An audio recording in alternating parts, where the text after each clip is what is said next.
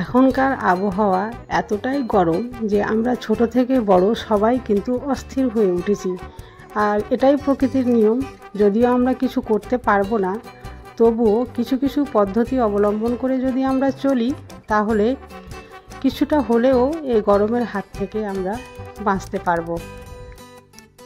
তাই আজকের ট্রিকগুলো আমি সেভাবেই নিয়ে এসেছি, কিছুটা পরিমাণ হলেও গরমের হাত থেকে যাতে রেহাই পাওয়া যেতে পারে।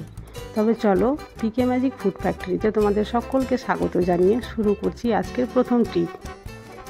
এখানে দেখতেই পাচ্ছ লঙ্কা বাজার থেকে নিয়ে আসা হয়েছে, আর এইভাবে ব্যাগের মধ্যেই রাখা আছে। কিন্তু গরমের সময় লঙ্কা বেশিরভাগ পচে যায়। যদিও লঙ্কা সংরক্ষণ করার আগে আমি ভিডিও দিয়ে রেখেছি, তবে আজকের যে প্রসেসটা বলবো সেটা একেবারে নতুন। প্রথমে বোটাগুলোকে এইভাবে ছাড়িয়ে নিচ্ছি, তারপরে এটাকে একটা ভালো শুকনো কাপড় দিয়ে মুছে নেব যাতে কোনো জল না থাকে। আর একটা বোতলের মধ্যে এগুলোকে আমি ভরে দেব। হয়তো তোমরা বলতে পারো বোতলে ভরলে এটা পচে যাবে, কিন্তু না, বোতলের চিপিটা যদি ভালোভাবে লাগা থাকে তাহলে কোনোভাবে এটা পচবে না। আর এটা ফ্রিজে যদি আমি সংরক্ষণ করে থাকি তাহলে কিন্তু অনেক দিন পর্যন্ত ভালো থাকবে। আর হ্যাঁ, পিকে ম্যাজিক ফুড ফ্যাক্টরিকে তোমরা যদি সাবস্ক্রাইব করে না থাকো তাহলে প্লিজ সাবস্ক্রাইব করে দিও। আর যদি আগে থেকে সাবস্ক্রাইব করে থাকো তাহলে তোমাদের জন্য রইল অশেষ ধন্যবাদ। আজকের ভিডিওতে আমি যতগুলো ট্রিক তোমাদের দেখাবো বা দেখাচ্ছি, প্রতিটা ট্রিক কিন্তু তোমাদের গরমের হাত থেকে কোনো না কোনোভাবে অবশ্যই স্বস্তি দেবে। তাই অনুরোধ করছি ভিডিওটি স্কিপ না করে প্রথম থেকে শেষ পর্যন্ত দেখতে থাকো। এখানে দেখতেই পাচ্ছ একটা আইসক্রিমের মোল্ড রয়েছে, আর এটাতে আমি বাড়িতে আইসক্রিম করে খাই বা বাচ্চাদের খাওয়াই। তোমরা হয়তো বলতে পারো এই গরমের দিনে আইসক্রিম খাওয়ালে জ্বর সর্দি হতে পারে বাচ্চাদের, বা হয়তো গলার সমস্যা হতে পারে। কিন্তু আমি বলবো আজকের ট্রিকটা তোমরা যদি ফলো করো তাহলে আইসক্রিম খেলেও বাচ্চাদের কোনো অসুবিধা হবে না। আইসক্রিম খাওয়ার পরে যদি বাচ্চাদের সঙ্গে সঙ্গে নর্মাল টেম্পারেচারে থাকা জল খাইয়ে দেওয়া যায়, তাহলে আইসক্রিম খাওয়ার পরেও বাচ্চাদের কোনো মতেই সর্দি বা ঠান্ডা লাগতে পারে না। এই ট্রিকটা কিন্তু একেবারে পরীক্ষিত, কারণ আমি এটা বাড়িতে প্রতিবারই করে থাকি।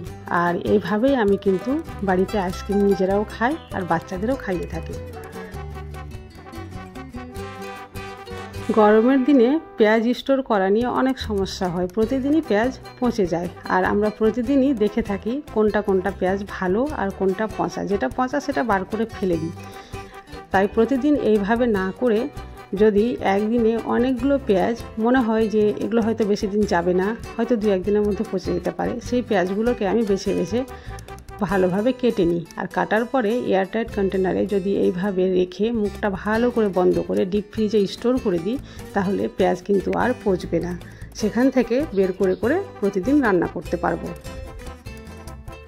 এই গরমের দিনে আরও একটা অসুবিধা হয়, যেটা গরমের সময় প্রচণ্ড বাতাস বয়, আর এই বাতাসের সঙ্গে প্রচুর পরিমাণে ধুলো বাড়িতে আমাদের ঢুকে যায়।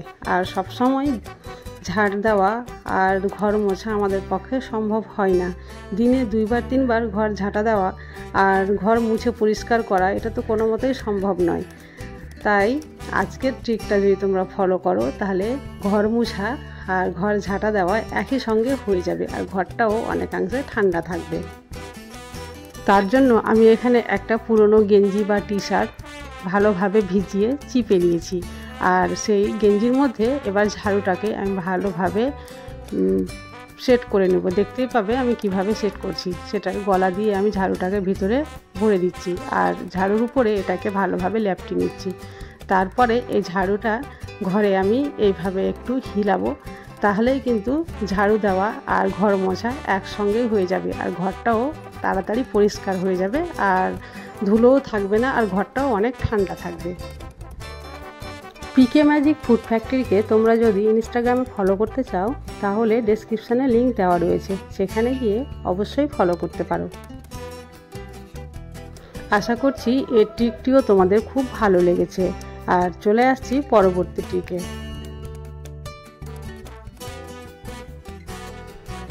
তোমরা যদি অনেক সময় ঘরের মধ্যে এইভাবে বা বারান্দায় কোনো জায়গা থাকলে সেখানে ছোট ছোট গাছগুলো রাখতে পারো, তাহলে সেটাতেও অনেক সময় ঘর ঠান্ডা থাকে। আর যদি ছাদে জায়গা থাকে সেখানেও তোমরা ছাদ বাগান করে নিতে পারো। আসল কথা হলো এই গরমের হাত থেকে রেহাই পাওয়ার জন্য আমরা যতটুকু সম্ভব চেষ্টা করব।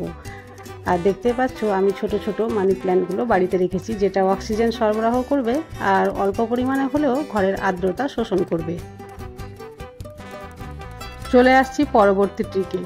আর এই ট্রিকটি হচ্ছে সবচাইতে বেশি ইম্পর্টেন্ট আর সবচাইতে বেশি কার্যকরী, তাই তোমাদের সঙ্গে আমি এই ট্রিকটি শেয়ার করছি।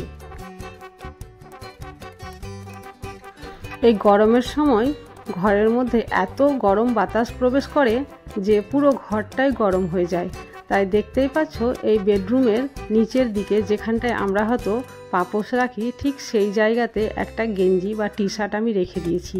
আর তার উপরে আমি দিয়ে দিচ্ছি এইভাবে বরফের টুকরো, আর তার উপরে দিয়ে দিচ্ছি ফ্রিজে রাখা জল। আর এইভাবে আমি এই পুরো গেঞ্জিটাকে ভিজিয়ে দিচ্ছি। ঘরের মধ্যে এইভাবে গেঞ্জিটা যদি ভিজিয়ে রাখা যায় তখন গরম বাতাস প্রবেশ করলেও গেঞ্জি কিন্তু খুব সহজেই বাতাসের আর্দ্রতা শোষণ করে নেয় আর একেবারে 10 থেকে 15 মিনিটের মধ্যে পুরো ঘর একেবারে ঠান্ডা করে দেয়। এই গরমের সময় ভাত রান্না করতে গিয়ে আমরা একটা মিস্টেক করি, ভাত আমরা গ্যাসে চাপিয়ে ভুলে যাই আর ঘরে এসে ফ্যানের হাওয়া খাই। এই সময় ভাতের ফ্যান উপচে গিয়ে গ্যাসটা পুরো নিভে যায়। তাই যদি ভাতটা এভাবে বসিয়ে দিয়ে তার উপরে একটা এইভাবে চামচ রেখে দিয়েছি, তারপরে ফ্যানের যদি বাতাস খায় আর ভুলেও যায় তবুও কিন্তু ভাত উপচে পড়বে না। আশা করছি এই ট্রিকটিও তোমাদের খুব ভালো লেগেছে। এই তীব্র গরমের হাত থেকে রেহাই পাওয়ার জন্য আমি যতগুলো ট্রিক তোমাদের সঙ্গে শেয়ার করেছি, আশা করছি এই ট্রিকগুলো তোমরা অল্প পরিমাণে হলেও উপকৃত হয়েছো। আর যদি এই ট্রিকগুলো তোমাদের ভালো লেগে থাকে তাহলে লাইক, কমেন্ট, শেয়ার ও সাবস্ক্রাইব অবশ্যই করবে। আজ তাহলে এই পর্যন্তই। কাল আবার দেখা হবে অন্য কোনো নতুন ভিডিওতে। ততক্ষণ পর্যন্ত তোমরা সবাই সুস্থ থাকো, ভালো থাকো।